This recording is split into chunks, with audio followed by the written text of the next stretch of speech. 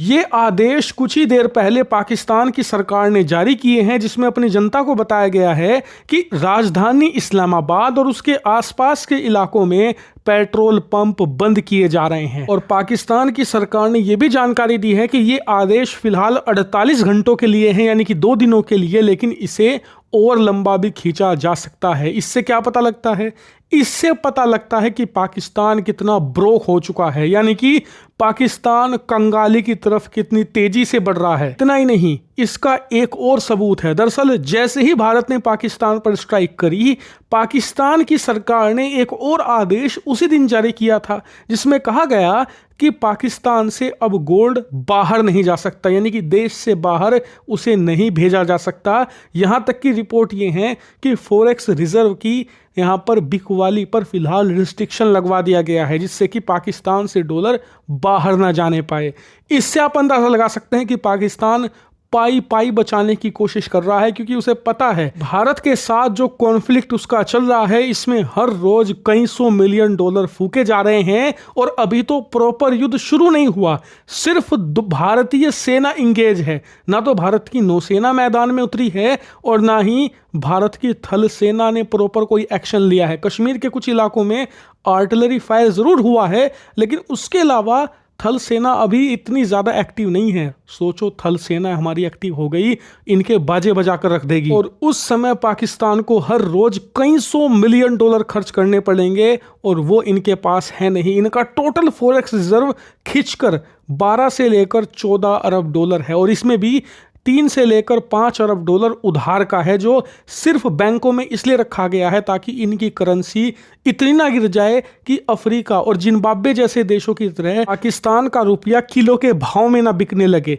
और इसीलिए मैं कह रहा हूं कि जितना ये मामला खिंचेगा ना, उतना ज्यादा पाकिस्तान कंगाल होगा, और भारत इस सिचुएशन को बहुत लंबे समय तक अफोर्ड कर सकता है। कैसे? खुद अपनी स्क्रीन पर देखिए।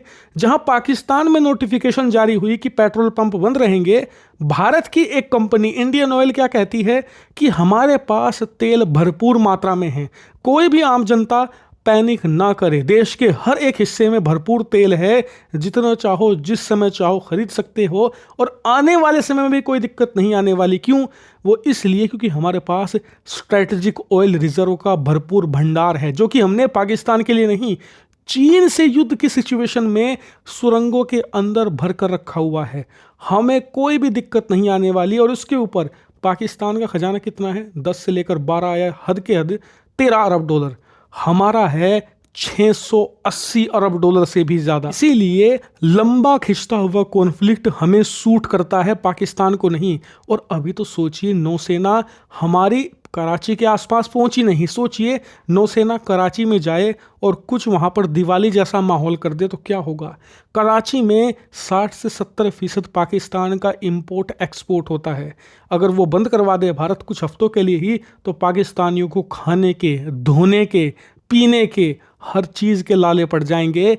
पाकिस्तानियों की इकोनॉमी तो ऑलरेडी ख़त्म हो चुकी है, बची कुची भी पाताल लोक में चली जाएगी। और उससे भी बड़ी बात, पाकिस्तान ऐसा डूबेगा कि आने वाले कई दशकों तक खड़ा नहीं हो पाएगा। इसीलिए मैं कहूँगा कि अब आप तैयार हो जाइए, क्योंकि अब पाकिस्तान भारत को न्यूक्लियर धमकी देना शुरू करेगा। क्योंकि पाकिस्तान को पता है वो लंबा खींच ही नहीं सकता, उसके बस की बात नहीं है, वो चाहकर भी नहीं खींच सकता। इसीलिए वो इसे ख़त्म करवाना चाहता है, भारत से अपनी जान बचाना चाहता है। इसीलिए पाकिस्तान का सेना प्रमुख मुनीर कभी अमेरिका से बात कर रहा है, कभी मार्को रूबियो से, कभी पश्चिमी देशों के नेताओं से।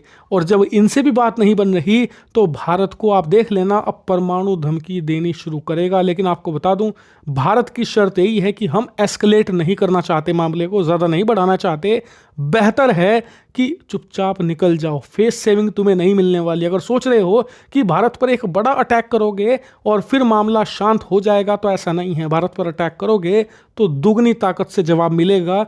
फेस सेविंग मिलना तो इस बार संभव है। और ये बात भी लिख कर ले लीजिए, फेस सेविंग नहीं मिली आसिम मुनीर और शाहबाज को, तो पाकिस्तान की जनता इन दोनों को कच्चा चबाने वाली है, इन दोनों की लंका लगने वाली है इस बार।